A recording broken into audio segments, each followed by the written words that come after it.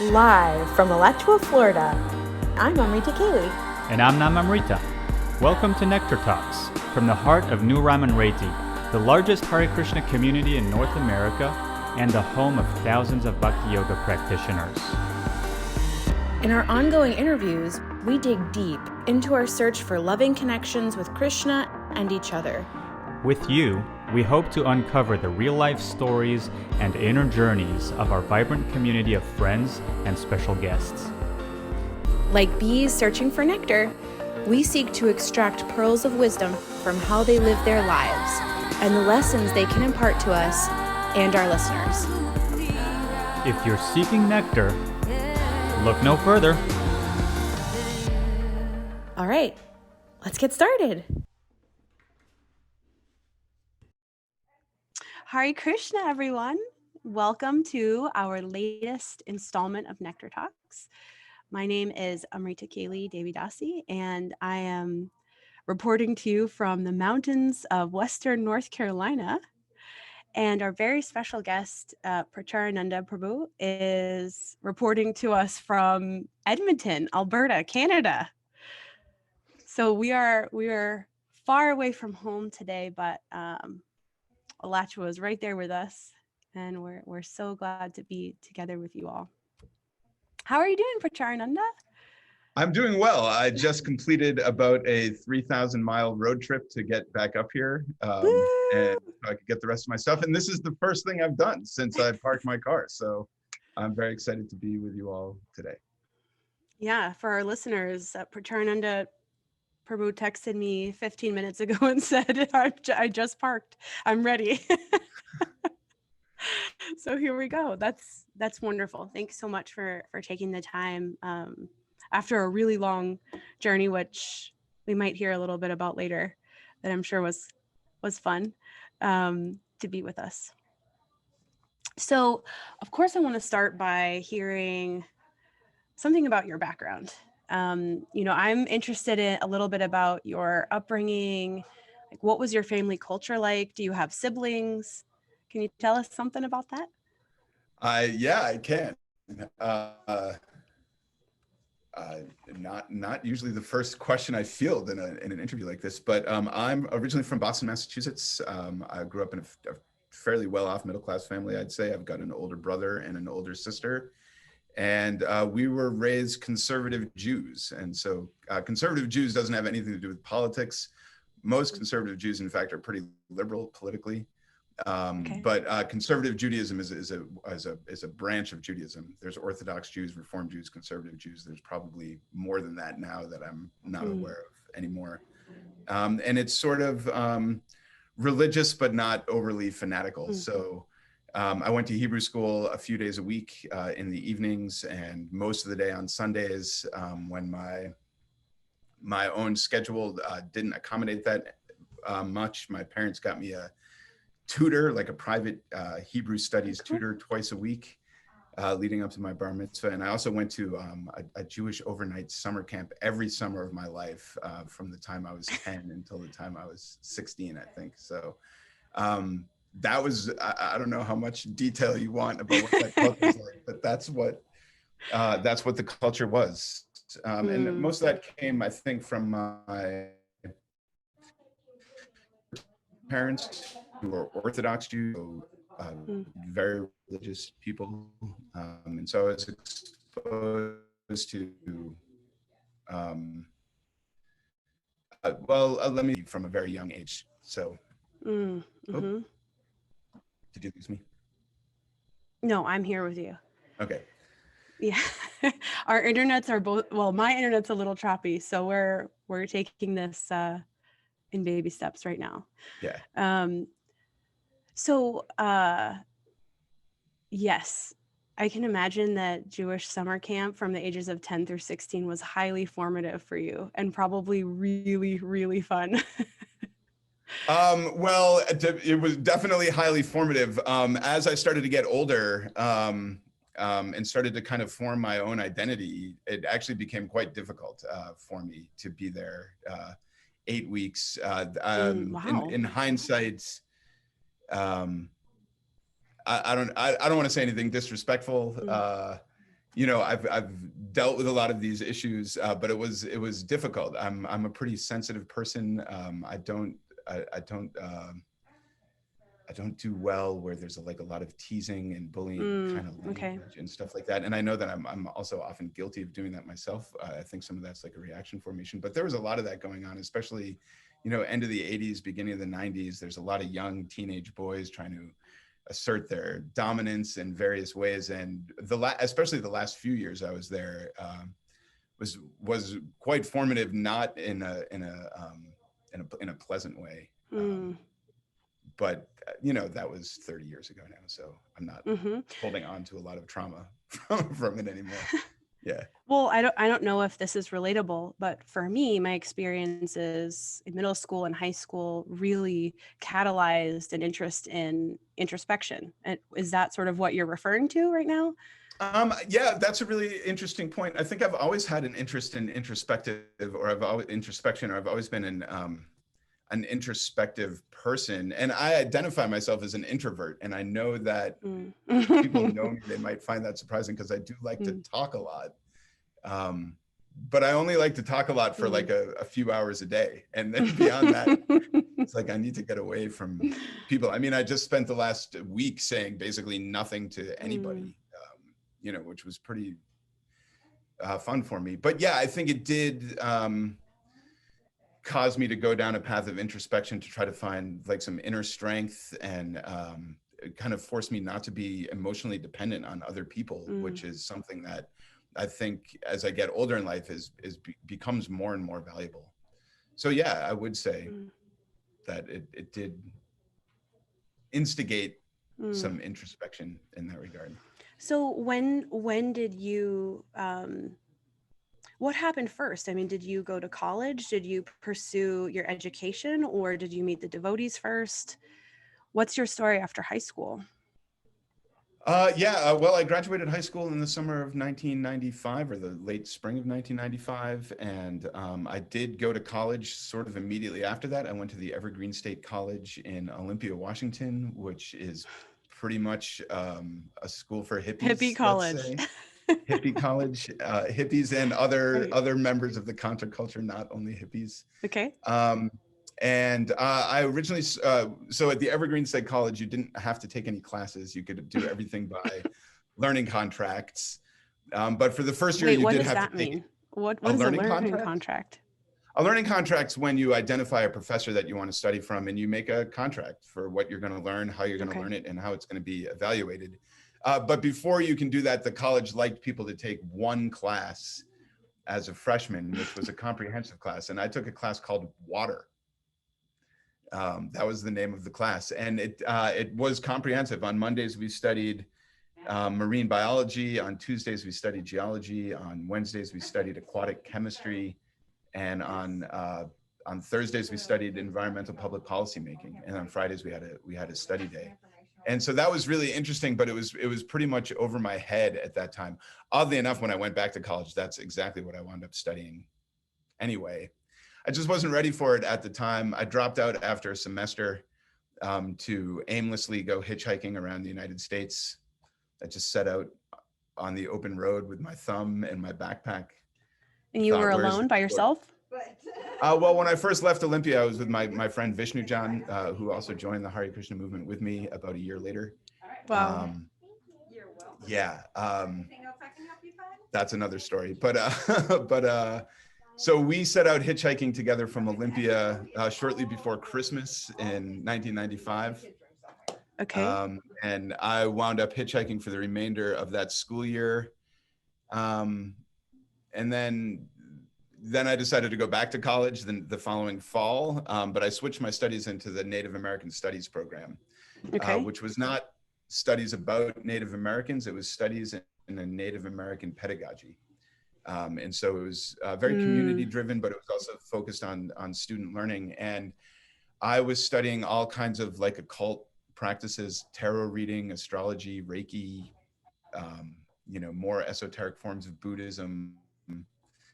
So it was traditional cultures, not just, it wasn't just Native American culture. It was traditional cultures around the Oh, world. it had very little. I mean, what I was studying had very little to do with Native American culture in itself, other than the environment in which we were studying in, which was on, I can't remember if it was on a 10 or 20-year cycle of themes. But the theme the year that I took it was home. And the subtitle was, what was it? Home. Time, space, people, and place is what it was. And so within that framework, I was doing a lot of very purposeful or intentional self-studies. And, you know, I mentioned earlier about, you know, we'd have these learning contracts with teachers. And part of the way that the teacher would evaluate us was, well, we could decide. And a lot of what I was doing at the time was autobiographical writing and autobiographical reflections on what I had been reading or practicing with these different, I'm going to say new agey type things. And then the teachers and the students would meet at the end of the semester and they'd have a conference. There were no grades. They would just award credits based on the quality of the work that they were doing. And the guy who was supervising me, we were having our meeting, and he really loved my writing. Like he really loved the honesty of it and sort of the gravity of it and all of that. But he told me that he was worried about me, and he told me that he felt like if I kept going down the path I was going on, I wouldn't last on this planet for very long. And at that time, I was 19 when he told me this. At that time, I thought he recognized that I was soon to become an ascended master. But in hindsight, I realized actually this guy was afraid I was going to kill myself, right? Either deliberately or accidentally, right. You know? And so we made an agreement based on the outcome of that meeting that I was going to, you know, in the next semester, I was going to focus less on these sort of like intellectual psychic pursuits and more on just grounding myself. And so we decided I was going to do an individual learning contract to live in a monastery for 6 months. And so I set out on a search to find a monastery that I wanted. No way. Yeah. I can't believe I've never told you this story before, but anyway. Oh my gosh. And yeah, so we decided I wanted to live in a monastery. I wanted to become a monk. That was my career goal when I was 19. And I couldn't find any monasteries that I wanted to live in. They were all filled with, this was a non-denominational venture. I looked at Catholic monasteries and Buddhist monasteries, and none of them really did it for me. They were all filled with divorced middle-aged men, which is exactly what I am now. So that's interesting. And so I kind of gave up. I was kind of resigned to go back to college like a regular person in the fall. And so in the summertime, I went to this rainbow gathering outside of, well, it was in Central Oregon. And there I met the devotees, and they had a monastery for me to move into. And so. And where was that? Which one? That was in Eugene, Oregon. So that also kind of unfolded over a few days. The first day I was at the rainbow gathering, I met this guy who I believe was a disciple of Kirtanananda. His rainbow name was Soaring Turkey. His initiated name was Garuda. So there's some. Yes, Garuda Prabhu, the one who was in Tallahassee. No, I don't know about all that. Okay. Not the Prabhupada disciple, Garuda. Okay. This was someone my age. Anyway, he had a table there that said free spiritual books. And so I went up, and there's one small white book with this picture. I don't want to get too much in the details, but he had an Ishopanishad. I thought it said Isopanasid, and I asked him, what does dry Isopanasid mean? And he said, it means come here, sit down, shut up, and listen. Which, that sounds like the Garuda Prabhu that I think you're talking about. It could be. That's not what Ishopanishad means. Anyway, he gave me the book, and he gave me a bookmark with it. And on the front of the bookmark was an explanation of what Sat Chit Ananda Vigraha and the first verse of the Brahma Samhita means. And that kind of blew my mind.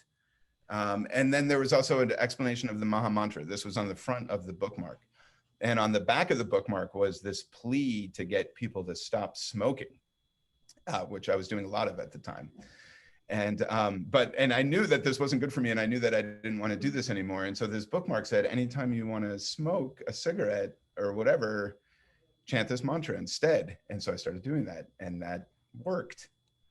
How about that? And so for days, I was wandering around just chanting Hare Krishna in my head, not knowing anything other than what this bookmark had told me. And then at some point I realized that I wanted to chant this mantra. Like I somehow knew that this mantra was supposed to be chanted with other people. And so I found a group of the Hare bowlers. They called the themselves Hare bowlers that? are the followers of Siddhaswarupananda, Chris Butler. Okay. Okay. The dude in Hawaii, the dude who Tulsi Gabbard was born into his little sub movement. Okay. And so they were playing djembes and guitars and chanting Hare Krishna around the campfire, and that was pretty attractive. So I started doing that with them in the evenings at the Rainbow Gathering.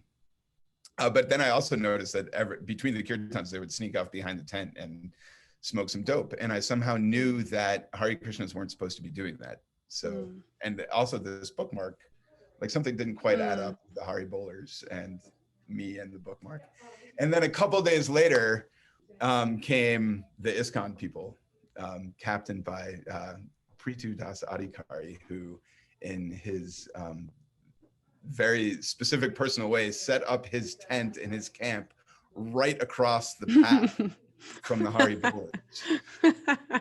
And he had all these brahmacharis with him, and they had these little Jagannath deities. And I was I went to a kirtan in the evening. Right when it was ending, I kind of wandered in, and he wrapped up the kirtan and said that they have a program in the mornings also at 6 a.m. That was attractive to me. I always liked waking up early in the morning. And so I went to the morning program at 6 a.m. and I can remember quite distinctly, it was the smell of the Keshar Chandan incense that the pujari was offering to these little rainbow Jagannath deities. And I was just immediately like hooked. Take me with you. Huh? Take me to your ashram. Yeah, no, it's like I've been burning all this Nag Champa for the last few years. And then finally, like there's this pure Keshar Chandan incense from Vrindavan. And it like, I was like, this is real spiritual incense now. And so I stuck around. I told Prithu what my story was, and he invited me to move into his ashram in Eugene, Oregon. How long were you there for?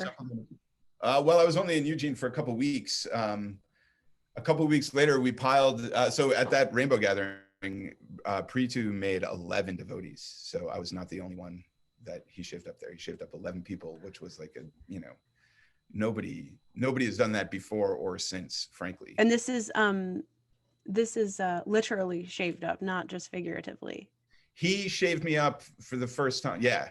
Literally. Okay. He shaved me up for the first time right before we were going to distribute the evening prasadam to about 5,000 people. So he had this hay bale and a harmonium on it, and he was leading kirtan. And at one point he stopped, and he was wearing this vest.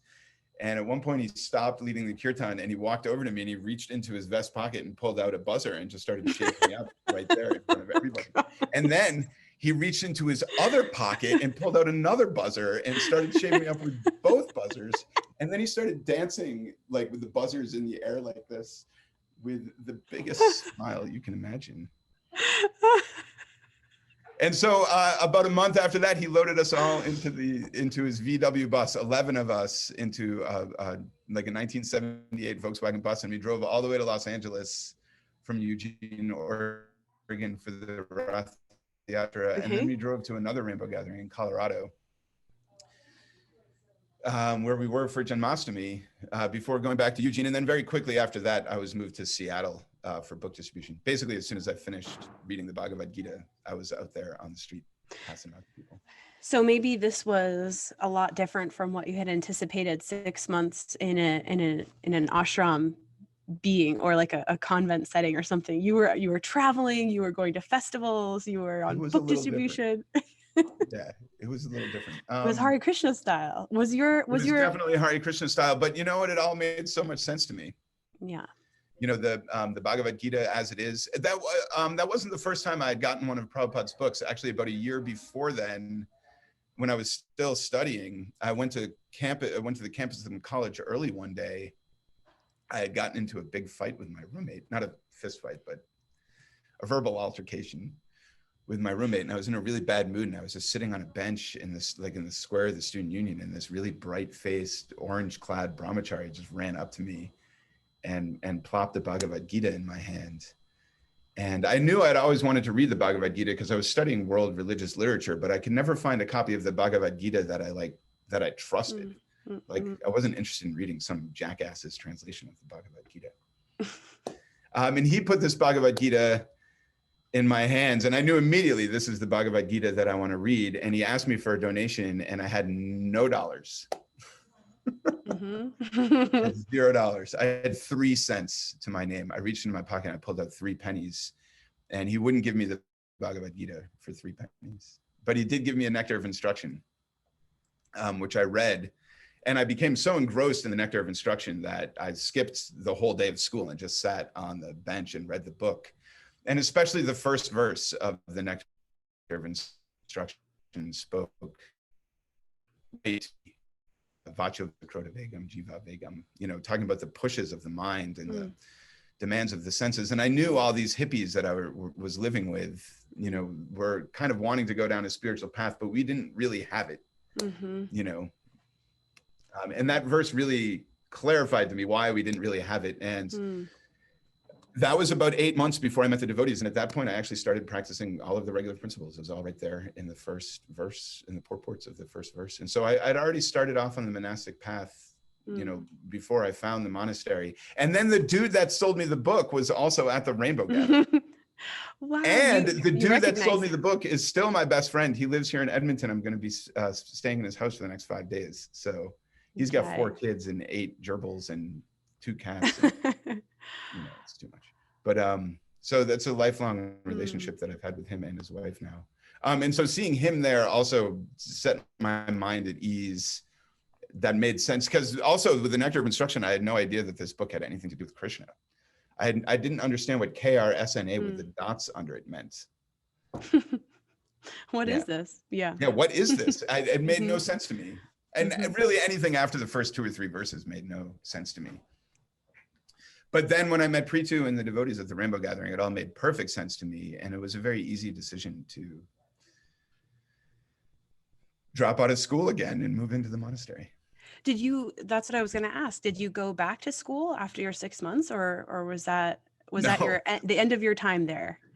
That was the end of my career at the Evergreen State College. And in fact, I called my parents to tell them what I was doing, and they were on a cruise in Bali.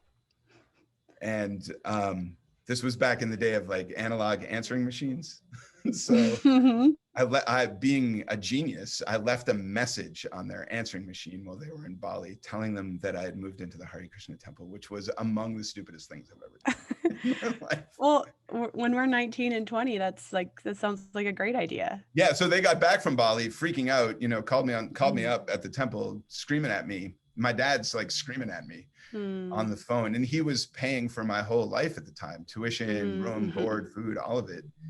And he like demanded to know why I would do such a thing. And I told him in a very flippant and arrogant way that I'm renouncing the material world. And he said, great, you can renounce the tuition check I just sent you. But it was too late because I'd already given it to the BBT. Oh my gosh. Did he renounce you after that for some time? They tried, what happened but, there? You know. Too lovable. Children are just pretty lovable. They're pretty lovable too. Yeah. Oh, you know, when I first them. dropped out of college to go hitchhiking,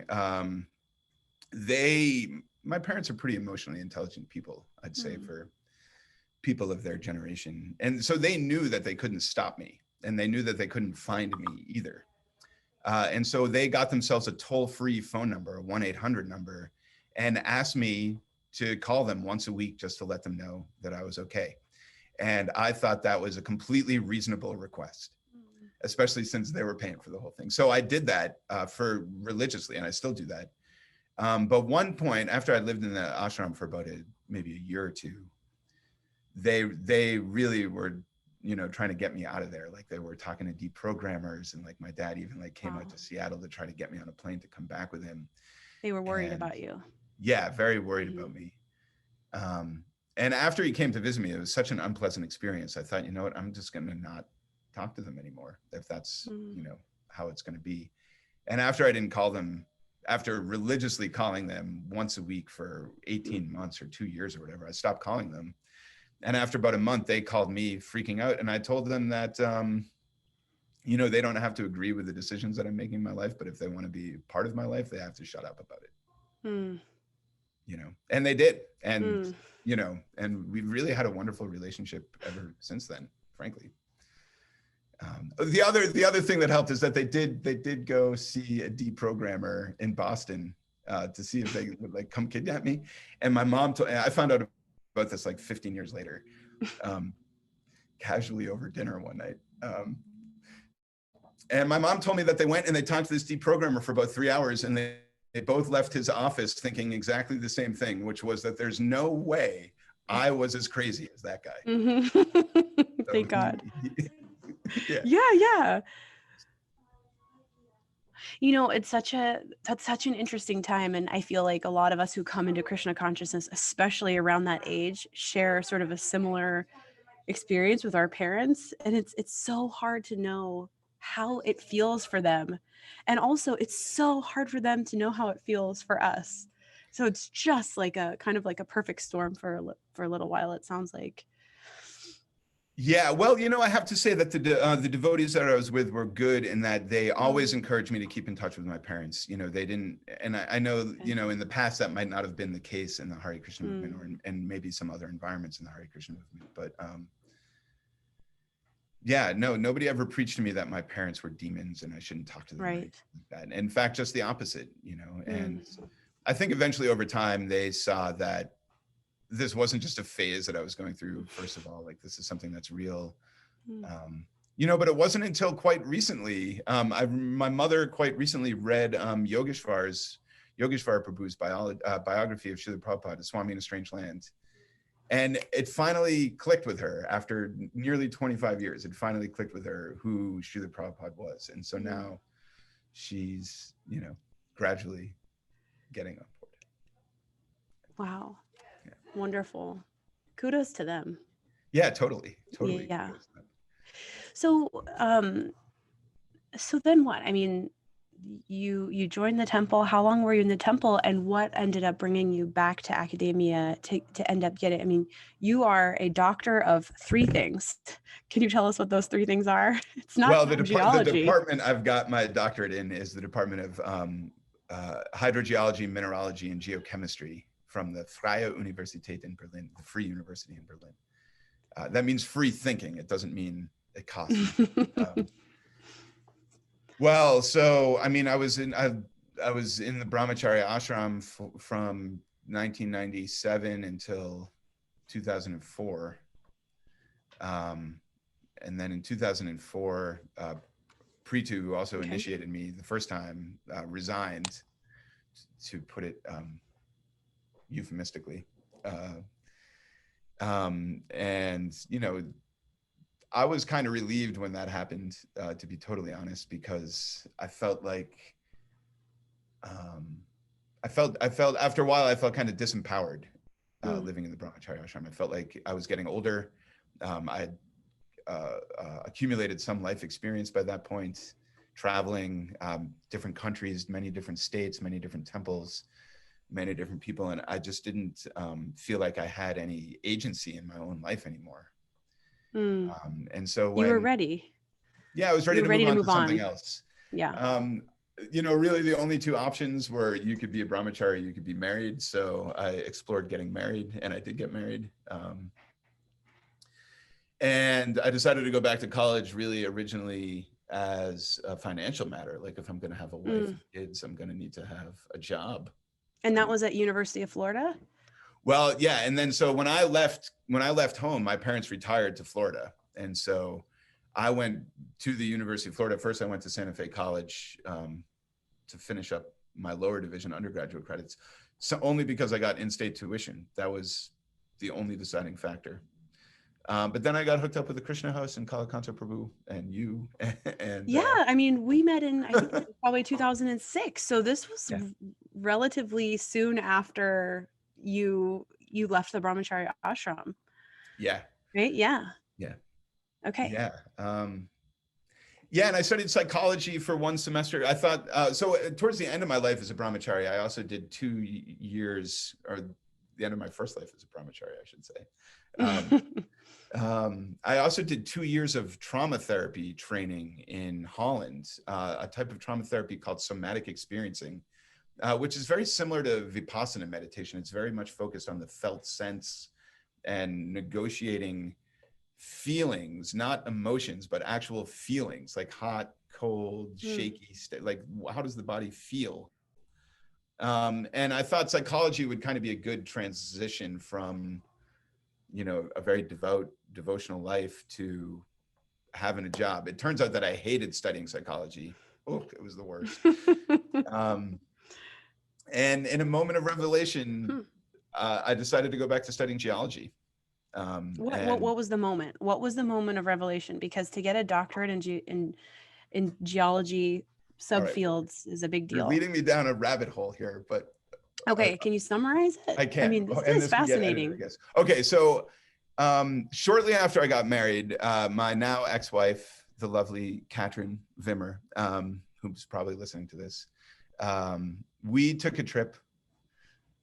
We took a trip to the Pacific Northwest, which is like a spiritual homeland of mine. Like I really love it there. I headed there in a couple of weeks. And we went up to the Elwha Hot Springs one weekend when it was still like the mountains were completely covered with snow. There was nobody there. It was just the two of us in this like super magical environment. And we had such a great time that we decided to go back there the next week. Except in the next week, all of the snow, like springs sprung in a major way. So all of the weekend warriors from Seattle had also made their way out to Hot Springs. And it was like a free for all. And because I had lived there for a while, I knew where there was a secret hot springs. So we hiked up a little further up to the mountain, but I noticed like as we were getting there, the trail was starting to become like really strewn with trash. And it looked like fresh trash, like not trash that had been revealed by the snow melt, like this, what is this? And we got up to the secret hot spring that I knew, and there was this group of, I don't know, maybe 6 or 7 US Marines sitting in there with a gallon jug of Jack Daniels and a huge frying pan filled with bacon. Oh. This was like 8 o'clock in the morning. And I'm like, oh, this is totally disgusting. I don't want to get in here. And this is how I remember it. But I turned over to look at Katrin to see if she wanted to like get in the hot springs with these people, thinking I'm out of here. And she was already like completely naked, like jumping into, like she was completely unfazed by this. It was like, ooh, we're getting in. I'm like, all right, we're getting in. And so we got in and we hung out, and they were kind of cool, I guess, but they kept pitching cigarette butts on the ground, which was pissing me off. And so when we were leaving, I got up and I picked up 50 cigarette butts, and I held them in my hand, open to them. And I started saying, look, I don't smoke, but I care about these forests. And so I'm just picking up garbage where I see it. And as I was trying to ask them nicely to pick up after themselves, I really felt like my feet chakras opened up, and like the whole earth just like started trembling, and the whole earth like started speaking through me at these people, like severely chastising them. And I was kind of blown away by this. Then we left promptly. And I had this realization that people are all crazy. There's nothing, including myself, you know, there's nothing really I can do to help that. And I would rather use my energy to help heal the earth. And so I decided to study geology. So this is interesting because that sounds quite mystical, and it was. And then I was looking at your Facebook profile, and it says that for the University of Alberta, you work as a geomancer.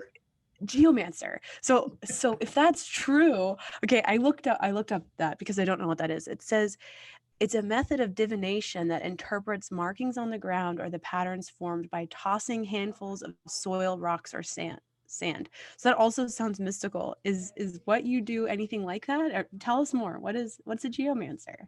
Well, that is a geomancer, and I do a lot of that. I don't know if that's what they pay me for. But what they do pay me for, at least for the next few months, is to do geothermal energy research. So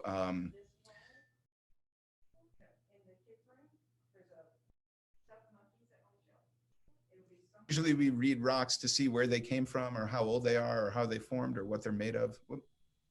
I can hear you now. All right.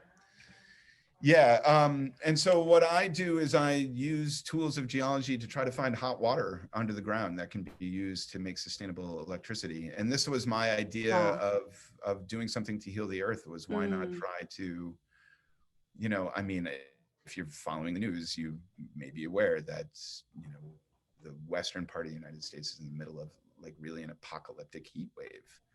Right. This has been predicted by scientists for decades. And, now it's not a prediction that global warming is something that's going to happen to us in the future. It's here right now. And so what can we do? What can I do personally to try to combat that or try to react to that? And getting involved in renewable energy sciences, I think, has been a good way of doing that.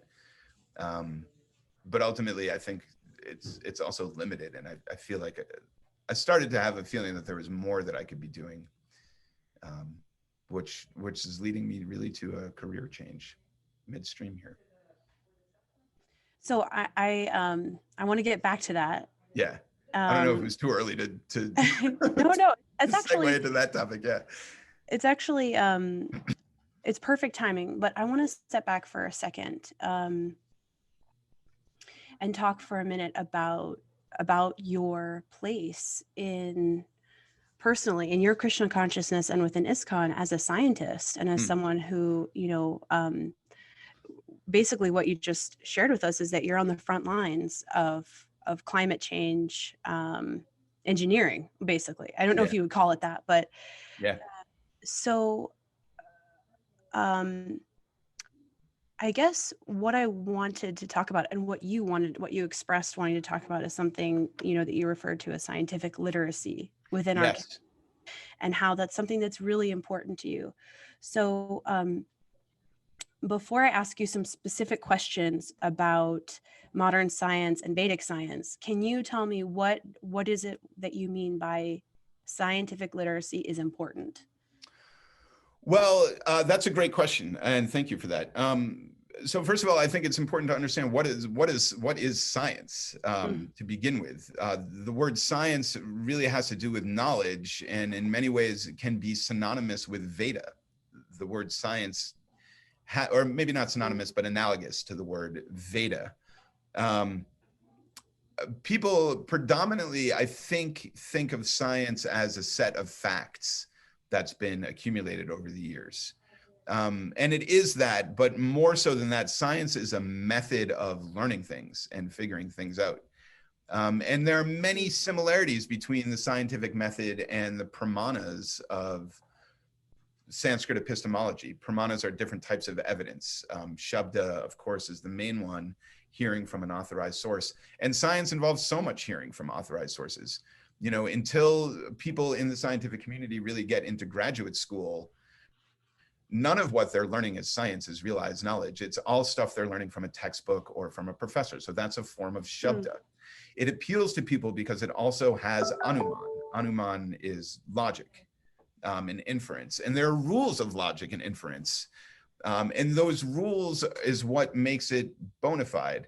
Because you can have your own thought process and you can have what you think is logical and reasonable. And then somebody else over here has something else that what he thinks is logical or they think is logical and reasonable. And they're two different things. And so in this way, nobody can ever really come to any agreement on anything. And so there are rules of logic. And then there's also pratyaksha, which is direct observation. And most of the scientific methodology is based on direct observation. And not only observation of things, but quantifiable observations of things. Like we can assign mass and quantity, volume, velocity, things that have numbers to them. And so science is a methodology of learning things once we've recognized that our senses are in fact limited. So the scientific method also starts with the Krishna conscious premise that our senses are limited and therefore we cannot ever understand everything. And so I often, when I give presentations, I often talk about the asymptotes of knowledge. An asymptote is a curve that approaches a limit but never touches the limit. And that's what human knowledge is like. We know some things. We're not completely embedded in ignorance. Prabhupada even wrote in the introduction to the Srimad Bhagavatam that we are not in the darkness of ignorance. We've made so much advancement medicine and science and technology and these things. But he said there's a pinprick. And that's because in that pinprick, in that gap between what we know and what is reality, the scientist takes a position of skepticism. I don't know, let me question, let me investigate, let me find out. The devotee takes a position of faith. You know, I don't know, but this has been revealed to me. This is what's been revealed to me. And so therefore, devotional knowledge is not really science. It's not Veda, it's Vedanta. It's a conclusion of knowledge. And the conclusion of knowledge is that Krishna is the Supreme Personality of Godhead, and we are all part and parcels of him, and we are related to him in a mood of service. That is Vedanta. That is conclusive knowledge. But even that's not conclusive knowledge, because in that context of me being a servant of Krishna, or me having an eternal relationship with Krishna, that is in and of itself unlimited. So there's no end to the exploration that I can engage in my relationship with Krishna. So science is a methodology. Science is a method of knowing things that involves observation, it involves quantification. It's cumulative, which means it builds on itself over time. We would not have had an Albert Einstein without an Isaac Newton. We would not have had an Isaac Newton without a Ptolemy, you know, and so on and so forth. And it's also tentative. It's subject to change. And a good scientist will acknowledge when they're wrong and move on. And a good scientist will know that their science will never prove positively anything because that's not the way science works. So science is a methodology and based on that methodology, we have accumulated quite a large body of facts about the world. We know a lot about the world that we live in. How much of it is relevant to spiritual life? Not as much as we would hope, but that doesn't mean it's ignorance in that sense. Does that answer your question? Yeah, so it sounds like the pursuit of science, or maybe the point of view of a scientist is explorative and, like you said, ever-changing and very vast. So maybe the assumption that science, maybe from someone who's not a scientist, or somebody who doesn't understand that, would think that scientists are presenting science as fact. They're presenting theory as fact, and that's where it's wrong. That's why we might feel as devotees that there is big resistance against it, or a reason to stay away, sort of insecurity about becoming scientifically literate. Yes. And that's why I think scientific literacy in the devotional community is so important, in fact, is because, and this is not something that's limited to only the Vaishnava devotee community, but it's something that I think all religions and religious groups have to contend with, because what do you do when the knowledge of our scriptures contradicts the knowledge that our science priests are telling us today? And there are certainly a whole boatload of dogmatic scientists out there who do think what they're preaching is the conclusive truth and do not understand how science works like that. But for devotees, this is important for a couple of reasons. Number one, Prabhupada often presented the practice of Krishna consciousness itself as a scientific process. And so what does that mean? Yes. If we don't really understand deeply what Prabhupada meant by that and what that means, we can quickly become guilty of co-opting the word science for our own purposes. And anybody who has half an education that we're trying to preach to will be able to see through that and not look very sophisticated or intelligent. Yeah. Right. And so when Prabhupada said Krishna consciousness is a scientific process, what did he really mean by that? Prabhupada also spoke very strongly against modern sciences. And I think he did this for two reasons. Number one is that he wanted to, he did not object to the results of the science. He was object to godlessness in science. He objected to the idea that people would use science as a way to eliminate God from the equation. He also wanted to inoculate innocent people against this godlessness. And so most of the people in the world are innocent. They don't know much of anything other than how to feed themselves and how to clothe themselves. You know, eating, sleeping, mating, and defending. These are the only things that most people are really good at. And most people aren't even really good at those. But, and then we hear this preaching. It's in the media, it's in the science, it's in our classrooms, it's in our textbooks that, you know, God is more and more removed from the equation. And so Prabhupada wanted to inoculate people against that as well, which is another reason why he preached so strongly against scientists. But if you get into the details of what Prabhupada was preaching against scientists, I think you can see that the information he was getting from his disciples was not very accurate. And Interesting. In many cases, and this is also true with a lot of the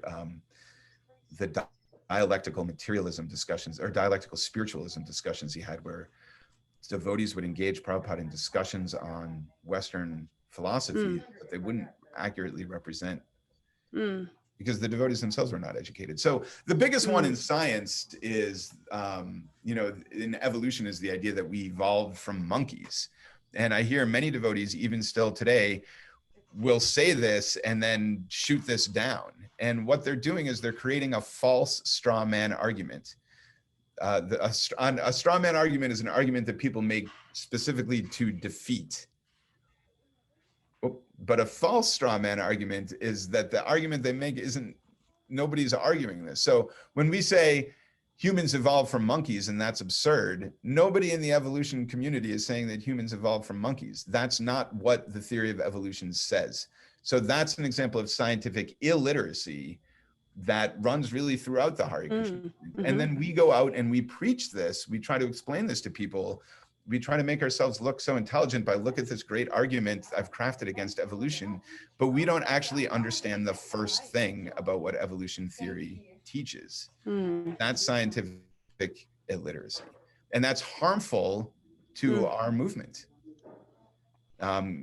You know, and then the other big example, of course, is the Big Bang, and we taught the Big Bang at the Bhaktivedanta Academy this year, side by side with teaching about Bhumandala and the cosmic manifestation as it's described in the second and third cantos of the Bhagavatam. And if you look at these things qualitatively, actually you can see that the Big Bang is described perfectly in the Bhagavatam. Are you referring to how Vishnu is breathing out and all of the universes are coming out of his pores? Not only that, and so it starts with that. And the Big Bang theory holds that in the beginning of the universe, all the forces in the matter in this universe were unmanifested, and then suddenly they manifested themselves. And are expanding. And not only that, but the order in which material energy appears according to the Big Bang theory is the same exact sequence as it is in the Bhagavatam. The thing that the scientists don't understand is that this point of singularity, that's Krishna. You know, that's really the only thing that's missing. But devotees, and I'm speaking generally, of course, you know, we'll go, how can something appear out of nothing? Or if the universe is expanding, what's it's expanding into? And these are all arguments or discussion points made by people who don't really understand the first thing about the Big Bang theory. And, you know, even a 7th and 8th grader can understand this if it's explained to them properly. Like we had many students who, you know, they're good offspring of their parents. And they've heard what they hear in the devotional community, and nobody ever taught them anything about the Big Bang. And so I had many students who in the beginning, you know, had this opinion that the Big Bang is all nonsense. But by the end of this, a quarter of learning this stuff, they can see, well, actually, first of all, there is scientific evidence to support the Big Bang theory. There's quite a lot of it. And second of all, the Big Bang theory in and of itself does not contradict anything that's in the Bhagavatam. It's just not complete. How important it is as devotees to be scientifically literate. And what I'm hearing from you too is that understanding the real science, I feel, is the key to not feeling so polarized as a devotee in the modern world. Like, so separated from. Or if I'm a good devotee, it means that I have something against or some distance from modern scientific theory. Whereas instead it can become non-threatening. Or even in the case of, like you said, the Big Bang, when you're talking about the point of singularity being Krishna, it's like we have the point of singularity, and they're also saying that. They're just saying they don't know what that is. Right? Yes. So no, so they're correct, and we have the full picture. But what they're teaching us, or what you're teaching us, is not unimportant. It's also can be very valuable for us. Well, I think that gets into another. Yeah, I agree with your reflection. But I think that gets into another reason why Prabhupada spoke so strongly against science is that, first of all, the word science didn't really appear in human language until very recently, until really the 1800s. What Galileo or Isaac Newton or, and any of the great scientists, pre-industrial scientists, really, what they called what they were doing was natural philosophy. And so these were all religious people. Galileo was an active member of the church until they threw him out. Copernicus was a priest. Isaac Newton was a very religious person, a lifelong brahmachari. Mostly he was a lifelong brahmachari because nobody liked him. But yeah, these were all religious people. And what they thought they were doing was they thought they were investigating how God's creation worked. And they very much had God in the center of the equation. And we can see, Prabhupada one time said that we as ISKCON can learn a lot from the Catholic Church. And on the sort of the first order, he meant that from a managerial perspective. Like he wanted us to learn within ISKCON how the Catholic Church is managed, because they've done a pretty good job. But another thing that the Catholic Church has done a really excellent job of over the last half a millennia is funding education. To become a Catholic priest or to become a Catholic monk requires really PhD level knowledge of theology. We don't do that in ISKCON. If you can kind of keep it together with the regular principles for a year, you can get initiated in ISKCON, and you don't really need to know anything. And so the Catholic Church has a very rich tradition of education. They also have a very rich tradition of research. And even today, they fund some of the largest and most respected religious institutions, academic institutions in the world. Notre Dame, Georgetown, Loyola Marymount, these are all Catholic institutions.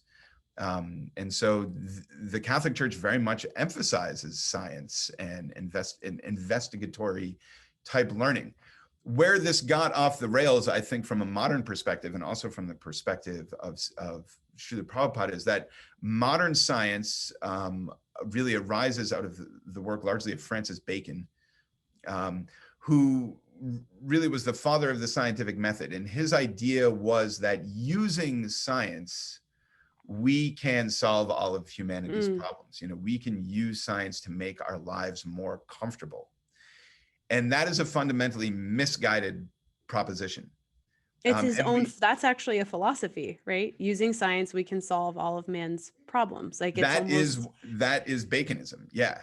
Okay. And not the kind of bacon that those Marines in the Hot Springs reading. Both that not so good. And that's misdirected in so many ways. And, Prabhupada would agree that the purpose of life is to be happy. An Indian life member one time asked Srila Prabhupada in a room conversation, Swamiji, what is the purpose of life? Prabhupada said the purpose of life is to enjoy. But the problem is that we don't know who is the enjoyer, and we think that I am the enjoyer and I'm supposed to enjoy through the vehicle of my body. And then we use science to try to improve that. And the result of this is that we've actually are on the brink of destroying our planet, or at least destroying our planet's ability to sustain human life, because we are not the bodies, we are something else. And that same scientific process, or that same process of natural philosophy or of investigation, can be applied to the soul also. And this is a completely yogic practice. the study of the self. Mm. So we can apply scientific methodology and scientific thought processes to our own devotional lives. And in my opinion, this brings Krishna consciousness out of the realm of just any other dogmatic religion out there to something that is actually realized knowledge. Like Prabhupada or Rupa Goswami often said that Krishna consciousness is not an artificial imposition of the mind. It's not something that I hear and I believe because I heard it. Right. It's something that actually I can awaken and experience myself. And that's always been sort of the connecting thread for me when it comes to sort of Vedic science, or, the fifth canto of the Srimad Bhagavatam. When it feels super over my head, what I say to myself is, I have experiential evidence that the Maha Mantra works, that the philosophy implemented in my life is actually changing me in drastic ways over a short period of time. So if that is true, and I've that's been proven to myself to be true, and I see it happening all around me and other people, then I can accept to be true that which I can't understand. It's not so much of a stretch anymore. Yeah, you have, or we all have, faith affirming experiences, and those experiences are so strong. They're such deep samskaras that they also create space for doubts that don't disturb the devotional creeper. If we can, I remember my Guru Maharaj, Krishna Kshetra Swami, he, in his last Vyasa Puja offering, he was talking about knowing Krishna, and when will I know Krishna? And when will I, this is often the lament of a devotee, is when will I know Krishna? And well, the fact is that we know Krishna right now. Like I'm having a relationship with Krishna right now. And actually I'm always having a relationship with Krishna. It's a question of, are my eyes open to that? Are my ears open to that? What is the depth of that experience? But there's nowhere in the universe I can go where Krishna isn't. And there's no time when I'm not completely dependent on Krishna's mercy to do anything. And so we do know Krishna. And I think it's also important for devotees to understand that. Like we're constantly striving to go deeper and deeper into our spiritual life. And that's good because we want to search after Krishna, but we shouldn't do that because we feel like something's lacking in our lives. Like Krishna is here with us right now. And maybe sometimes in our search for Krishna, we forget that he's standing right in front of us or right next to us. But anyway, the point that I was making is that if our experience of Krishna is strong enough, then we can entertain all doubts that may arise in our without minds. fear, without fear and without being damaged by it. It's in my opinion, it's the person of weak faith that cannot handle challenge. And I think that's why a lot of devotees push back so strongly against science, is that they feel very much threatened by this. And rather than, there's this really great letter from Srila Prabhupada, I think to Rupa Nuga Prabhu, I don't know, it's from 1972, where Prabhupada was talking about wanting to reach out to more educated classes of society. And he was saying that educated people may be puffed up because of their learning. And he said, that's all right, they deserve it. Or they've earned it, something like this. And then he says, we should follow the example of Lord Chaitanya, who sat and listened to Sarvabhauma Bhattacharya preach for 3 days, even though the man was speaking nothing but nonsense. And Lord Chaitanya just sat there and listened to him. And really what Prabhupada's speaking there is the principle of empathy. Lord Chaitanya wasn't agreeing with what Sarvabhauma Bhattacharya was saying, but he was listening to him, and he was listening to him with enough attention and with enough depth and integrity so that he could respond properly and not just come out with this smashing mood, but so that he could really deeply understand what is this man preaching and what can I counter. And so this is also scientific literacy. If we want to engage deeply with these scientists, we really need to understand what it is that they're saying, and we don't as a community. And I think that if you pick up, any number of Vaishnava books on the topics of evolution or whatever, these might be appealing to uneducated devotees, but if you show this to someone who's studied evolution in a university, they're not. They're going to think we're like quaint, sort of like backwards people. Yeah. So anyway, rant over. So in our, it was a lovely rant. Thank you.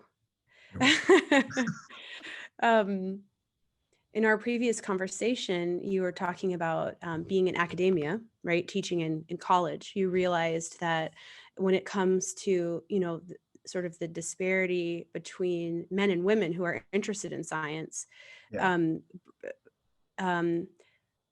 encouraging women in the sciences, this sounds like it's a departure, but I'm getting somewhere with it. Encouraging women in the sciences has to come sooner than college. They have to be encouraged much younger. And so this had a lot to do with your interest in working with younger students.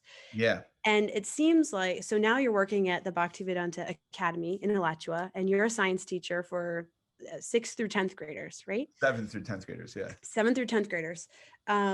So that formative age that you were talking about earlier, where it really, really matters what we're hearing and who we're learning from, and the environment of language that's happening. And just from this perspective of sort of becoming well-rounded, educated devotees who can have doubts and can explore, it sounds like such a blessing that you're bringing to the community, to bring these young devotees into the fold of becoming literate, and in that way sort of becoming fearless, I think, in themselves to tackle these bigger questions. How has that experience been for you this first year? Well, first of all, let me just say that it's really the biggest blessing on me that I have an opportunity to do such a service, and like really not a day or a moment goes by where I'm not almost like overwhelmed with gratitude towards the community and these kids' parents and the management of the school for, even giving me an opportunity to do this. And that is really, it's really like the perfection of my life. Like what else could I do with the skills that I've acquired in my life other than help raise Krishna's children? And so really I am the primary beneficiary of this. As far as the kids are concerned, again, it's not so much teaching the factual content of science, and especially in today's day and age, if someone wants to know something, all of these kids are better at Googling things than I am. That's actually not true. And the reason why that's not true is because nobody's taught them research skills. And so that's what we're teaching them. We're teaching them how to use Google appropriately, how to find the information you need, how to know when the information you're reading is good information or whether it's fake news. And so these are the skills that we want to give Krishna's kids, all of these kids come from high births. And I know from speaking to, Krishna's children who are my age, that, constantly having the community and their parents tell them they're of such high birth, like they're the children of gods, maybe not the most helpful thing. maybe that's creating too many expectations for kids. But from my perspective, that is the reality. And Krishna says in the Bhagavad Gita that one who teaches this science, this knowledge to my devotees, he is very dear to me, and I am very dear to him. So that's a major motivating force for me. But really what we want to do is give these kids the skills they need to go out in the world and make a difference. And that means understanding emotional intelligence, social intelligence, how to interact with people, how to be compassionate and empathic, but also how to draw your boundaries when you need to. And it also involves understanding the very precarious situation that humanity is in right now. And so we do a lot of ecology, gardening, understanding our carbon footprint, I guess. And then also just how to be healthy. Like I know in my own life, I didn't really learn how to take care of my own physical health until I was practically 40 years old, And I only figured it out from living on a relatively unhealthy lifestyle until then. Even being a vegetarian, you know, it's so easy to be unhealthy, not get proper exercise, not eat a proper diet, not understand, you know, how the food we put in our body is actually processed and used by the body. And so I think that this is all really essential knowledge for children. And I do think this is the right age to be teaching it. It is a challenging program. All of our classes are honors classes. And then it's also beyond that, it's accelerated. You know, we expect these kids to do really in 3 years or 3 or 4 years what other people do in 6. Wow. And so we hope that we're preparing them well. Really, our goal is that when they leave our school and go off to another school, they're like, oh, wow, this is way easier than it was in that other place. Those are reviews that I have gotten. Yeah. So, yeah, I don't know. I mean, my contract here is winding down anyway. I was looking for another engagement. I did become a little bit disillusioned with being just a mundane scientist. Also, like, you know, even working in renewable energy, there's really a limited outcomes for what I'm able to do. And so, you know, and I'm just one guy. You know, I remember we had this situation where one of our kids left the school in the middle of the school year. So the pandemic, you know, created some social dynamics, being in school and not being in school. You know, parents have different ideas of what to do with the kids. And anyway, the kid left our school and went to a public school. And I was heartbroken for weeks, you know, and I just met this kid. Like, what is this kid to me? What is this kid's parents to me? Really, I just met these people a month ago. And there's like suddenly this like huge hole in my heart where this kid used to sit. And like, why am I getting so emotional about this? Like, what's going on here? And at one point I realized, you know what, if I keep doing this job, there's going to be hundreds of these kids coming in and out of my life. And I'd better get used to it. But also that really there are going to be hundreds of these kids coming in and out of my life. And I know that if I can inspire one of them or 2 of them or 3 of them to greatness, or give them just that little, you know, that little bit of courage they need to go find their own path in life or to do something really extraordinary, then I'm going to wind up doing a lot more for the world than I would alone. You know, it's like the old story we tell about Sankirtan devotees, like somebody can go out on the street and sell 50 books, 100 books, 150 books. But if that person can organize 10 other people to go out and do that, and that forces them to stay off the streets, but meanwhile, they just, you know, organize that 10 other people are each distributing 100 books a day. Well, now that guy's distributing 1,000 books. That's how I feel about it. It's so nice because it's very clear that, you know, I mean, as a teacher, we are imbibing so many things on students besides the content of, you know, the academic course. But as a devotee teacher, it's just, like you said, I mean, there's just so many layers of and depth of importance of those relationships.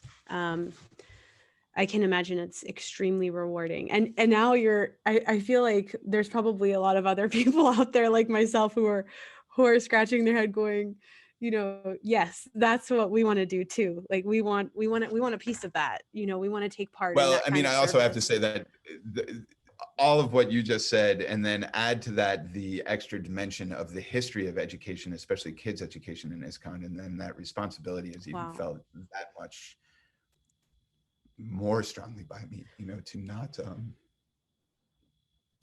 only not recreate the mistakes of the past, but to deliberately and intentionally create a different environment. Yes. You know, where not only like, okay, so we're not sending these kids to these horrible, abusive schools anymore, but the other end of the spectrum is actually we're sending these kids to the best school in the entire south of the United States.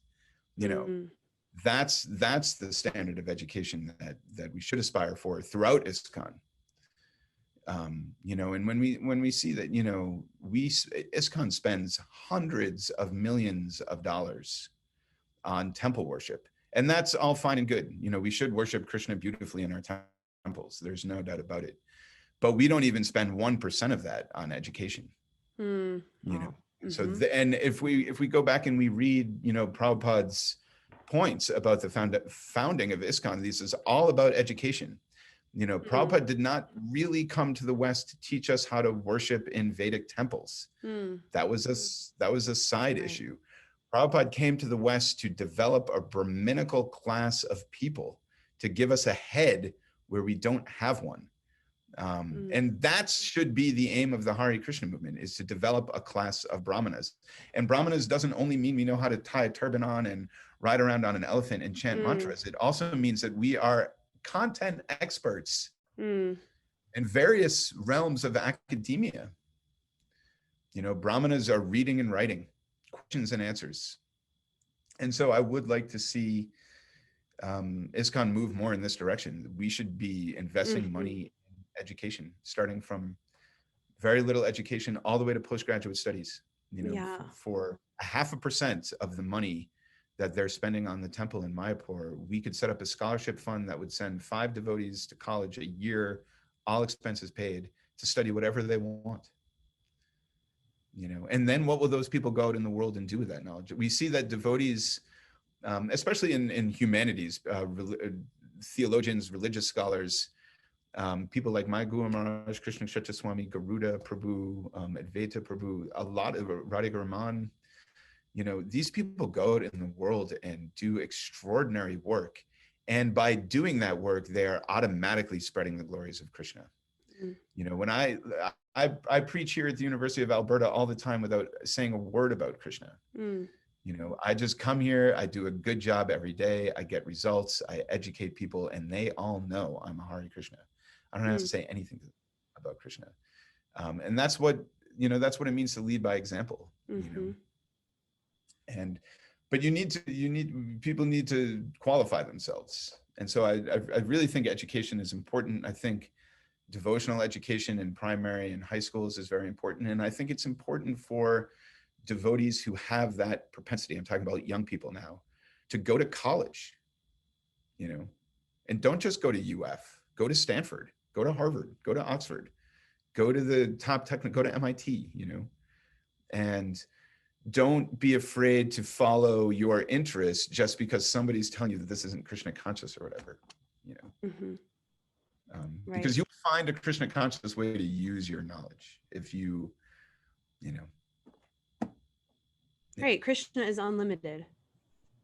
Yeah. We can't, right. We can't put a box around Krishna or around what he can do with us. Yeah. All of these branches of knowledge are limbs of Krishna anyway. Yes. So I just want to reflect a minute on the Alachua community and say how remarkable it is that, the Alachua temple and the deities there are some of the most beautiful deities, and the service at the festivals are top notch. And yet at the same time, they are the home of, like you said, what could be, if not is, the best school in the Southern United States. And that emphasis on educating Krishna's children, and how beautiful of an example that is.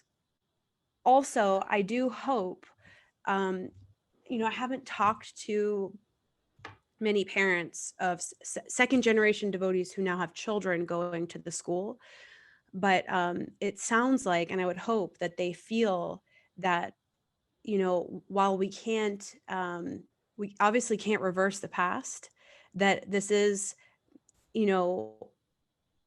our way or your way of making reparations for the past and continually refining our service to Krishna's children, and hopefully provides a tangible source of healing in seeing how things ideally can be done to support their kids and to see their kids get something different, something beautiful, something whole, something healthy. Yeah. Amen to that.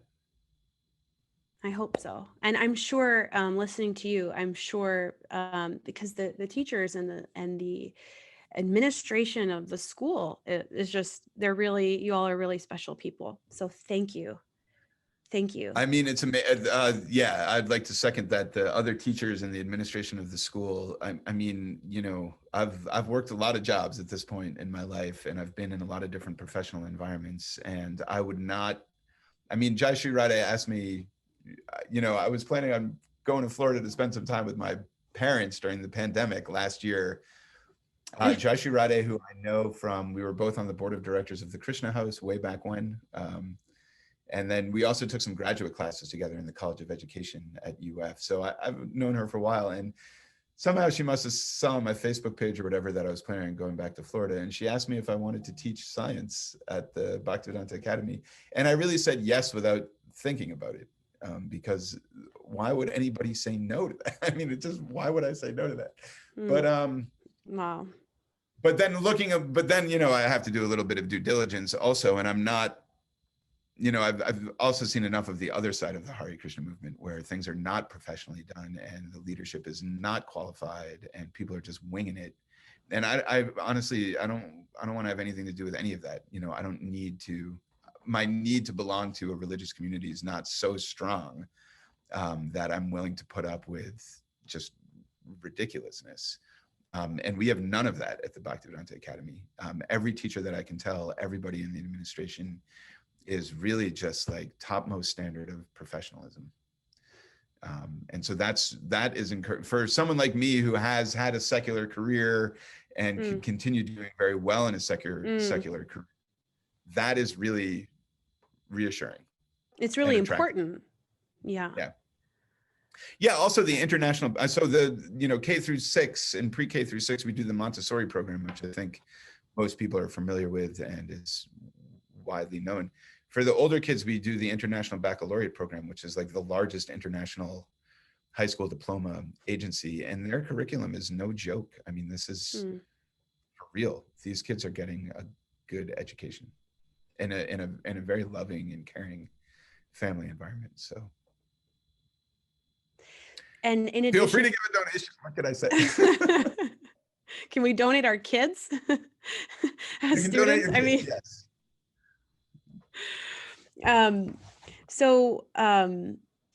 No, but that was a good plug. Thanks. So we're going to wrap up in a little bit, but I did want to cover a few more things. One was, you know, you also teach karate, right? You teach physical education. Is karate a part of what you teach at the school? We did do. I'm more of a student of karate than a teacher of karate.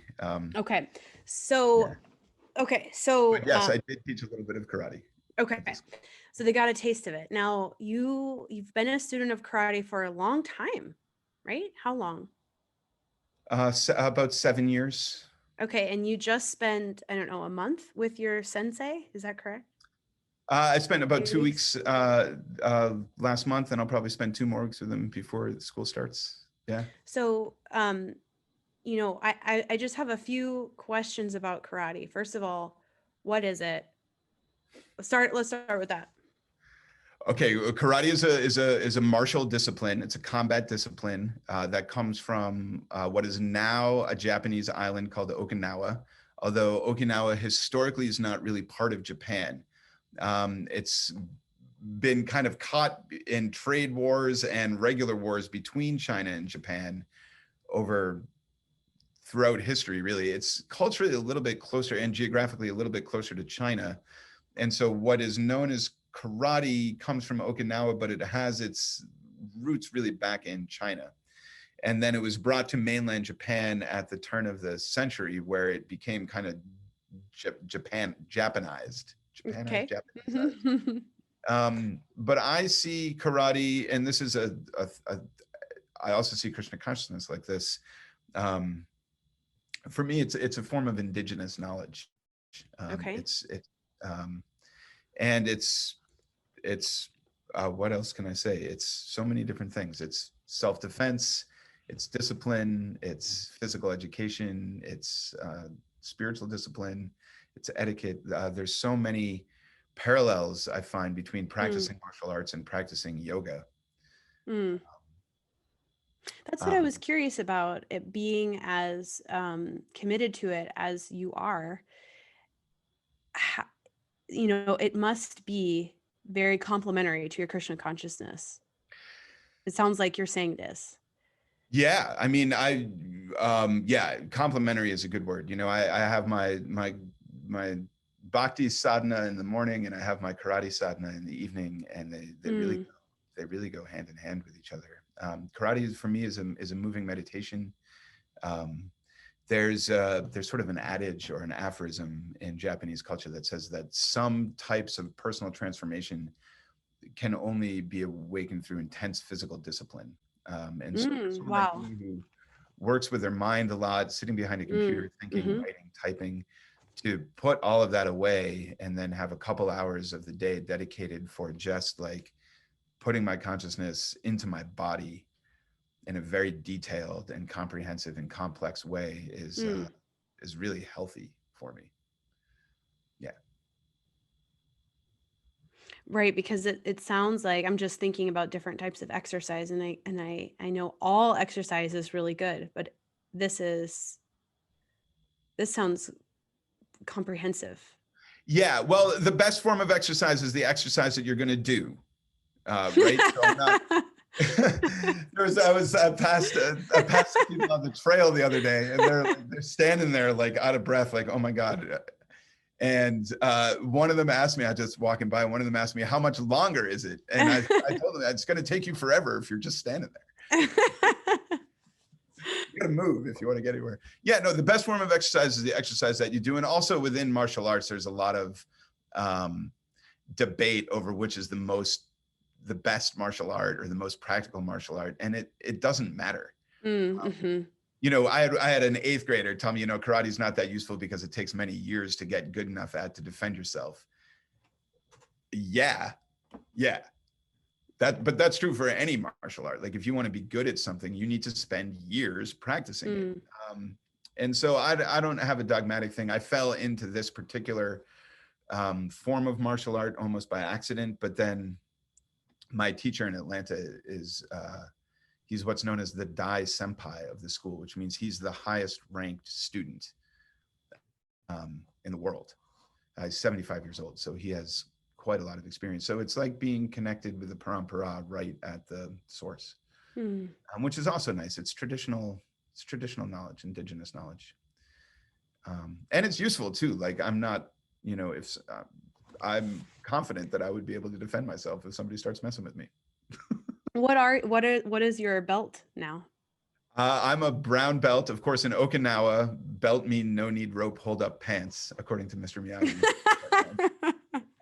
The belt system is something that was introduced by the Japanese to the Okinawans in order to kind of formalize rank. And it's different, that's always a question people ask about karate is what's your belt? So it's different from different schools. I know people who've gotten black belts after 2 years. I've been going for 7, still working on it. I know people with black belts who would stand no chance in a fight against me. And I also know people with white belts who would beat the crap out of me morning, noon, and night. So wow. Yeah, the belt system is next to meaningless. And it holds up your pants. it holds the uniform together. Yeah, I mean, I am interested in pursuing getting a black belt because I'm interested in teaching. I'm interested in opening my own dojo one day, just because I think this is good for people. It's good for kids to put down their iPads for a few hours a day and get some physical activity. Amen to that. Yeah. We're amening it all today. Hallelujah. Okay, so I want to wrap up with your work with the BI. But before we do that, we have another hour. Yeah. Oh gosh. No. I'm joking. Before we do that, I'm going to do a quick rapid fire just to break it up. Ready? You want to crack your knuckles? We're good. Okay. Rapid fire for Pracarananda Prabhu. Paneer pakoras or homemade pizza? Paneer pakoras. Oh, I thought that was going to be harder. Favorite genre-inspired style of kirtan? What do you mean by genre-inspired? Bluegrass, reggae, traditional, salsa, reggaeton. Like Swami's kirtans. Who? Naranjana Swami. Okay. Naranjana Swami genre inspired. Traditional, simple melodies that everybody can follow along. Okay. Got it. Okay. Yes, very good. Okay. Current reading material. I'm currently reading the autobiography of one Mr. Greg Allman. I have no idea who Greg Allman is. Greg Allman was half of the Allman Brothers. Oh, of course. Yes, of course. Half of the Allman Brothers. You've taken a lot of road trips in lieu of flying, it seems. What's your favorite road trip pit stop? Road trip pit stop? I mean, I know you bigger than a pit stop. I mean, your pit stops are like national parks. What's your favorite? My favorite national park? Your favorite road trip pit stop. Could be a gas station or a national park. Maybe this question one of your manys.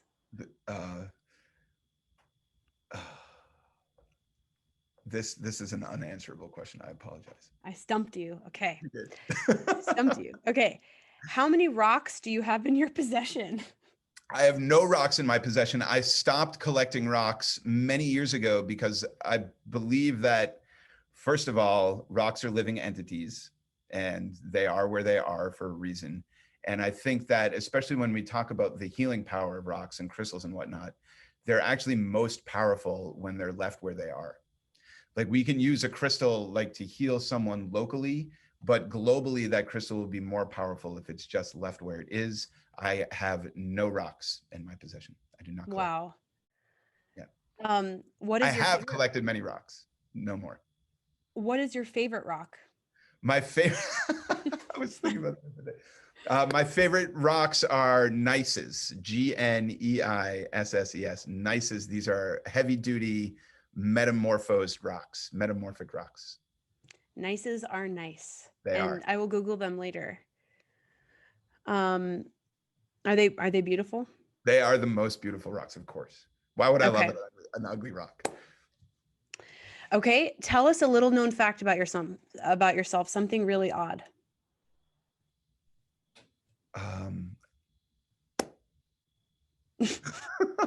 I am completely ambidextrous.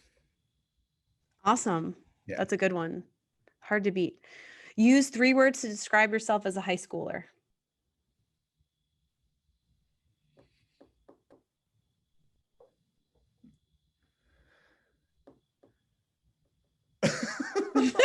Man, this is the slowest rapid fire I've ever done. I know. Describe myself. This is for all your students out there, that are going to be watching I'm trying to this. say something that's not too inappropriate. Here we go. Ready? Disaster narrowly averted. Okay, so that was like not just 3 words to describe you. I think that was a haiku. Well, that wasn't a haiku, but it was a sentence. It was a sentence, yeah. Okay. And lastly, do you have a favorite form of service or aspect of bhakti? Oh, that's a good question. I've noticed that over the course of my devotional life, it has changed. What it is. Like, there's been times where it's been japa, or there have been times where it's been book distribution, or there are times where it's been reading the Bhagavatam, and that's like really where I put all of my energy. And today it's really in teaching Krishna's kids and getting up and going to work every day. Yeah. Awesome. Yeah. Thank you. Rapid fire commenced, or rapid fire ceased. Fire. We'll just call it fire. It's fired. Yeah. Great. Okay. So you said that you could talk about the BI for hours more, and I'm sure you could. And I hope that keeping this segment short as the finale won't be a disservice to I'll it. keep it. I can also keep it short. But I know this is fascinating, and I do have a few questions, and I'm just going to open it up to you if you'd like to just take off from there. But what I wanted to ask you was,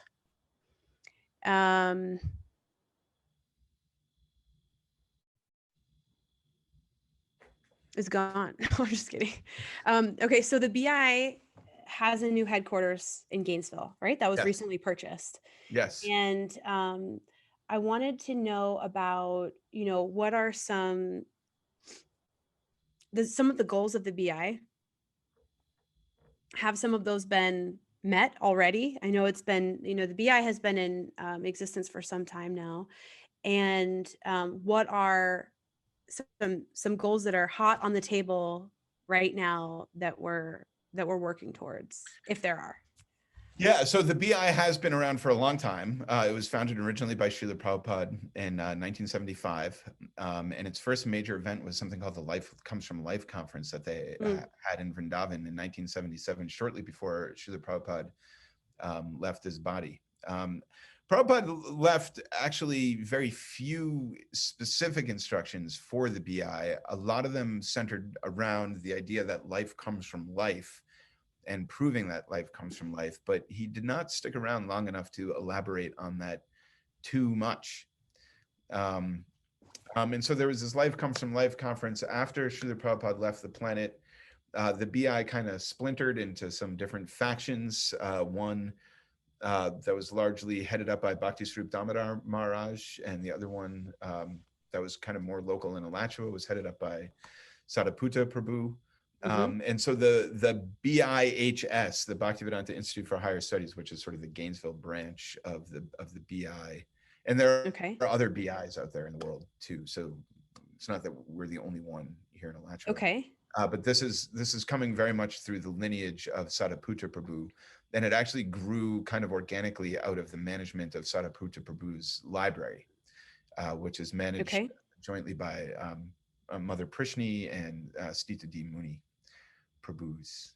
Sorry if I'm leaving anybody out, so I'm getting the story. Is Krishna Kripa Prabhu involved in that too? I feel like Krishna Kripa is involved with us a little bit. He does a lot of secretarial work for us. He's an excellent note taker. So when we have a conference, he's usually taking notes, which is good. As far as what we're trying to do now, we're trying to, first of all, understand more deeply what Prabhupada's vision for the BI was. And then also expand it a little broader. So a couple of things we've done in the last years is we had a very large conference with over 500 people in attendance called Consciousness and Science. We've had a couple smaller conferences since then. We've been working jointly with the Temple of the Vedic Planetarium to provide scientific input in the exhibits that they're developing for the museums. But really what we're focused on now, especially now that we have some facility, is printing books. We want to get more books out there, and we have another thing, especially Brahmatirtha Prabhu has done a really excellent job of, is creating a central database of all scientists within ISKCON. Anybody that's got higher education in the sciences, we've created a record of this, and we try to find ways to engage people in using their scientific knowledge in Krishna consciousness. And so, but our main funder over the last few years has been the BBT, and the BBT likes books. So we're trying to publish some more. Great. What kind of books are you printing? Are you printing BBT books, or are these your own books? It depends on the book itself. So I'm working on a book called Leaps of Faith and Doubt. And we talked a little bit earlier about how scientists takes a leap of doubt and remains skeptical, and how a religious person takes a leap of faith. They choose to believe things. That'll be a BBT book. That'll be a book that's meant to be distributed on the street by book distributors. So that's a book that you're writing? Yeah. Okay. So, wow. So the BI is publishing its own books through the BBT. Yes. Yes. Okay. That's a good way to put it. Yeah. Okay. Very cool. Yeah, that's something I didn't know. Some books on cosmology, some fifth canto issues. We've had 3 conferences now on exploring fifth canto issues.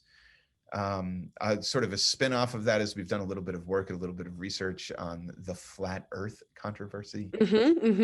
Wow. I wrote a short essay about that, which got reworked into a much larger book that Prishni and Stita D. Muni are writing. I believe it's called a flat book on the round earth.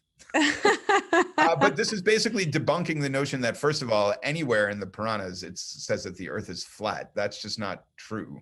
Okay. The idea that the earth is flat is coming into ISKCON from other places. But also this is a discussion that's not new to the 21st century. It's a resurgent discussion in the 21st century.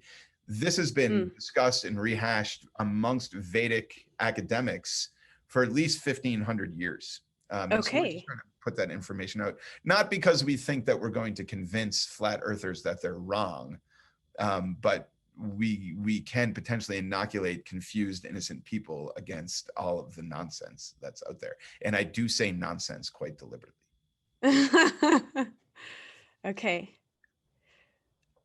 And there's some others, Well, you said issues. So this word that you used interests me. You said issues in the fifth canto. So clearly, we can say that truthfully, that sometimes it seems, I don't know, impossible to grasp the realities of, Vedic cosmology or science. And so when you say you're tackling issues, is it that you're sort of reconciling modern science? You're seeing how it can be true. You're investigating how it can be true. Is that right? Truth is an interesting concept. I'm more interested in meaning in this regard. Like, what does it mean? Okay. What is truth? What is the meaning of all of this? We know historically that even Srila Prabhupada did not understand these topics of the fifth canto that deeply. He was not satisfied with his own translation of them. And in fact, two of his leading disciples at that time have told me completely independently from each other, two completely different conversations, that Prabhupada told them to rewrite it. And in fact, Prabhupada sent one of them all around South India looking for astrologers that might be able to make more sense of this than Srila Prabhupada thought he could. And so when I read the fifth canto now, Srila Prabhupada's purports are not that elaborative. They're not that revelatory. When he does write purports of topics in the fifth canto, he's mostly just translating Vishwanath Chakravarti Thakur's purports into English, or using the purport or using some hook in the verse just to talk about bhakti. And so I think if we read Srila Prabhupada's work on the fifth canto, it leaves a lot to the imagination. And so when we talk about truth or exploring the issues, my interest as sort of the facilitator of these dialogues has been to collect different points of view. I think that within our own internal dialogue within ISKCON, we need to be more comfortable with plurality of thought. Okay. That we don't need a party line for everything. There is a Vaishnava Siddhanta, of course, and I'm not saying that everybody can make up their own Vaishnava Siddhanta, but is the structure of the universe a matter of Siddhanta? I don't know the answer to that question. It's not the same as saying, that Jiva is an individual spark of Krishna that has Krishna's qualities, but to a limited extent. That's a different thing than saying, the moon is located here relative to the earth. So I don't know. In my opinion, the point of it is to discuss it, right? That's where the Krishna consciousness is. We'll never get to understand it. And to find adventure and excitement in discussing it, right? That it is, yes. It's intriguing. It's fascinating. It's, we did this whole thing on Bhu Mandala with the 7th and 8th graders. And in me preparing these lesson plans to teach them Bhu Mandala, and for them, it was an art lesson, but it was art using scale. And so there was science in there as well. But in me researching Bhu Mandala, I realized that if people want to take this literally, which is what a lot of people try to do when they say the moon is further from the earth than the sun or whatever, they're trying to take it literally. But if you want to take it literally, it says Bhu Mandala. So what is a mandala? A mandala is an object of meditation, right? It's a geometric design that is an object of meditation, and Bhu Mandala is described. And so in my opinion, and that's all this is that we're supposed to meditate on Bhu Mandala. We're not necessarily supposed to understand what it means. We're supposed to meditate on it and discuss it. That's Krishna. Wow. That's Krishna Katha. So, people want to take the description of Bhu Mandala as a literal description of the earth. I find that kind of difficult. I think that any literal interpretation of a scripture is difficult, especially if the scripture has been translated. So my personal interest, Go ahead. I'm sorry. So my personal interest in this is I would like, and I'm not qualified to really study this on my own, but if there's anybody out there listening who is, I'm interested in the development of the language of the fifth canto. Because the language of the fifth canto, where all of these supposedly controversial topics are discussed, is dramatically different than the language of the rest of the Bhagavatam. Wow. And we know that the Bhagavatam is also always expanding, right? It started with 4 verses. Wow. Then it expanded to 18,000 verses. Now it's 18,000 verses with purports. So when did this part of the fifth canto get expanded into it, and by whom? And then when we talk about earth, and when we talk about dimensions of space, what are those Sanskrit words that are used here? And do they vary? Is it always Bhu Mandala when it talks about earth, or are there other words that are used? I don't know the answers to these questions. But when I think of Bhu Mandala, I don't think about this round planet Earth that we're living on. I think of earthly spheres or earthly realms. And given the vast expanse of our galaxy and our universe, there may be billions of earthly realms out there. So I don't, this is what I mean by issues, Well, how do people understand these things? Right. And it's cool because you're saying, in my opinion, which I think, in our circles can be somewhat controversial to say something like that. But what you've given evidence to is that Srila Prabhupada himself invited his disciples to explore and to try and understand the language better, or the translations better, because he felt himself limited, but he knew that there was more out there to be discovered. And he gave up his blessings basically to continue researching that. Yeah, and beyond just this one topical issue, also he encouraged us to discuss these things from all angles of vision. So that's plurality. It reminded me when you were talking about,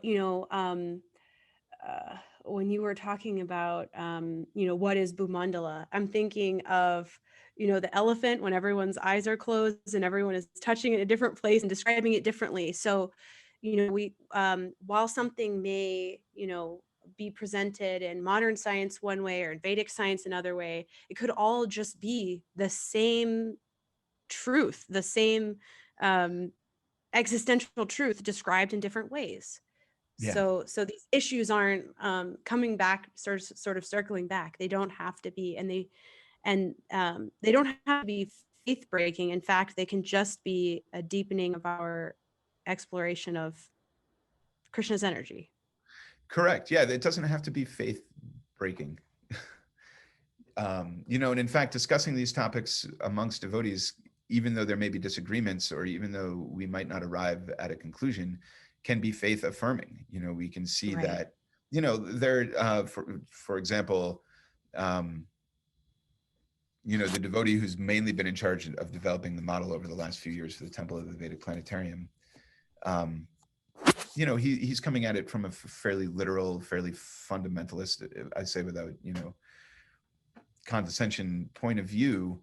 And I might not agree with all of that all the time, but he is able to stand up in front of a crowd and argue very forcefully for why he's doing what he's doing, and why there's a need for that in ISKCON. And this is, I think, an often heard complaint about liberalism in general. I'm a pretty liberal guy, so I'm not harping on liberals now, but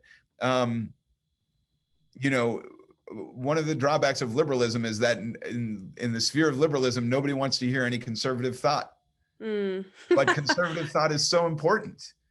We should want to hear people with other points of view from ours. That was Right. Lord Chaitanya listening to Sarvabhauma Bhattacharya. Right. I don't want to belong to a society where everybody just believes the same thing. I don't want to always like and agree and want to do everything that all of my friends are doing. I am an individual living entity. And what makes me an individual is that I have individual desires, and I have individual perspectives, and I have individual opinions and outlooks on the world. And it's coming together in the association of devotees and discussing these things with a mood of enriching each other's lives is what really makes the association of devotees valuable for me. It's not being in a group of like-minded people. That sounds like a snooze fest to me.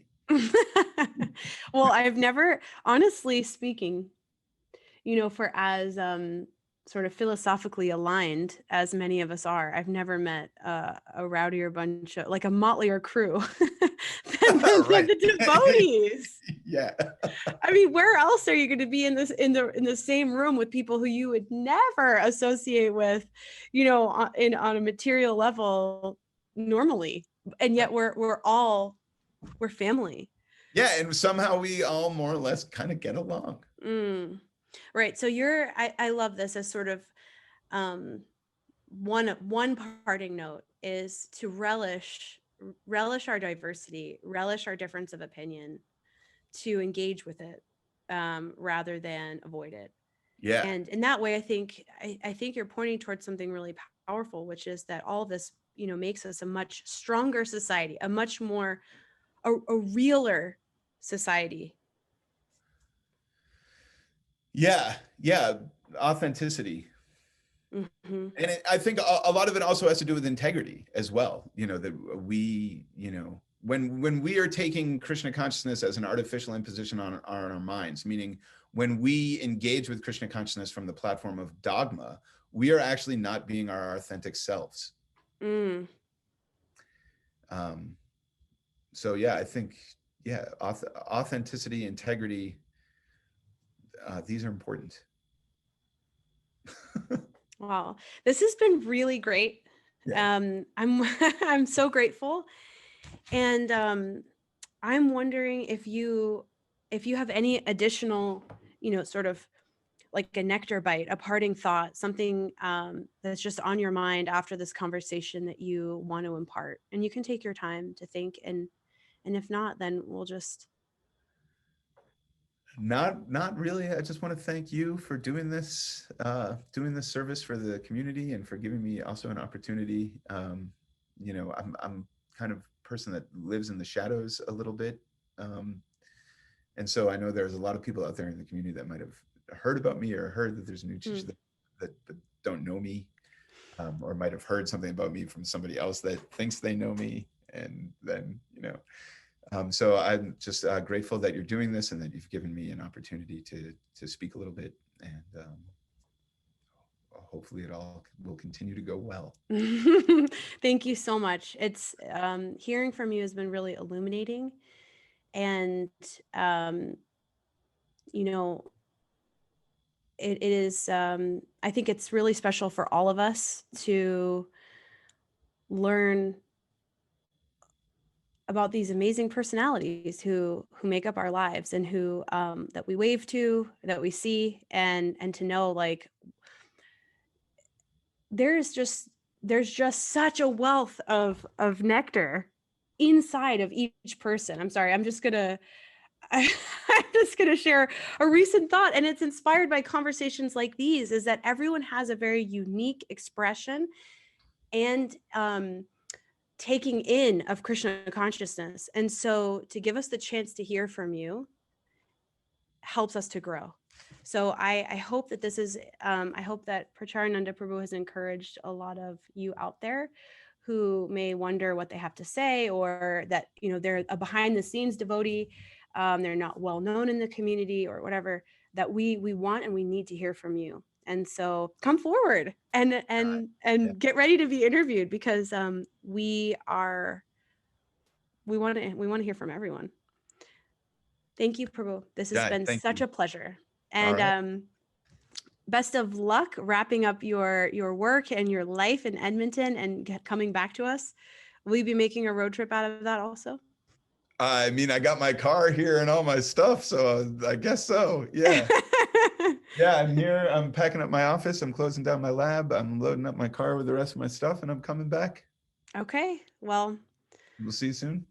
Yes, we'll see you soon. Hare Krishna. Hare Krishna.